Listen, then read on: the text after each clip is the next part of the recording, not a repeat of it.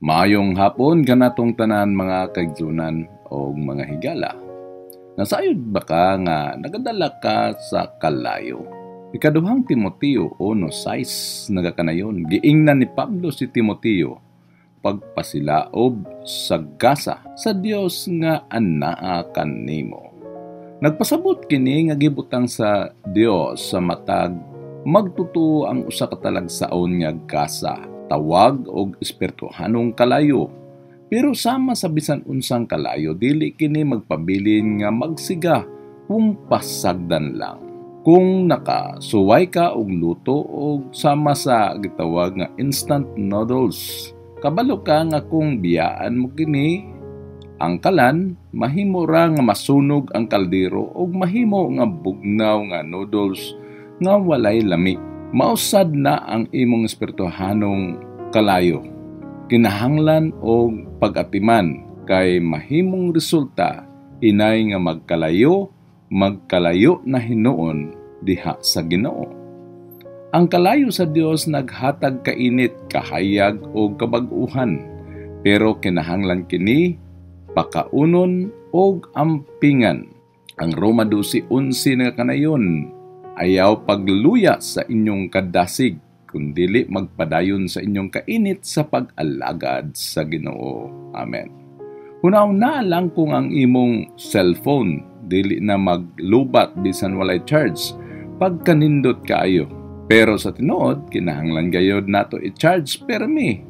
Sama sad ana ang imong espirituhanong kalayo, kinahanglan permi i-recharge o pakargahan.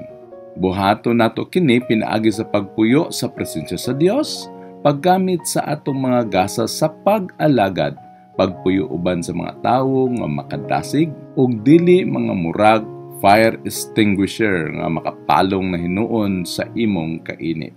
Paglakaw sa pagtuo bisan murag maulaw ta og paglikay sa mga butang nga makadugang og lubat sa imong kalayo, mas paspas pa kaysa hinay nga wifi nga makapasamot sa imong kasuko o tingali makapalagot.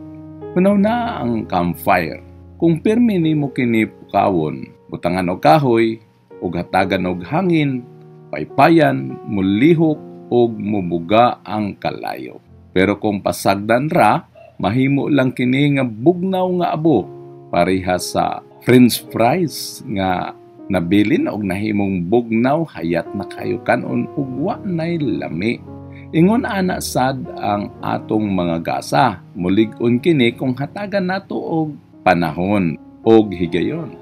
Mao nga ilha kung unsa ang gibutang sa Dios sa imong kinabuhi. Buhata ang mabutang nga magpakaon sa imong kalayo, kadasig sa matag adlaw o gamita kini dalay ko ng Dios. Ug ayaw lang ipabilin ang imong kaugalingon, dasiga sad ang uban nga magpasilaob, pasiga sa ilang kalayo aron ang tibuok kalibutan mahayagan o makabaton og kahayag alang kang Hesus. Magaampo kita.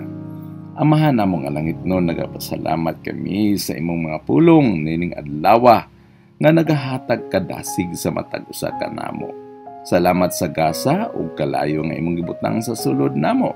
Tabangi kami nga mapailubon, tabangi kami nga magapasiga o magapasilaob nini sa matag adlaw pinaagi sa pagampo, pagtuman ug pag-alagad. Ayaw tuguti nga mapalong kini ug himua kami nga usa ka kahayag nga makadasig usab sa uban nga musiga alang kanimo. Kini among mga pag-ampo pinaagi sa pangalan ni Jesus nga among Dios ug manluluwas. Amen. Maayong hapon o gabi ka natong tanan, dalay ko ang Dios magapanalangin ka nato. Amen.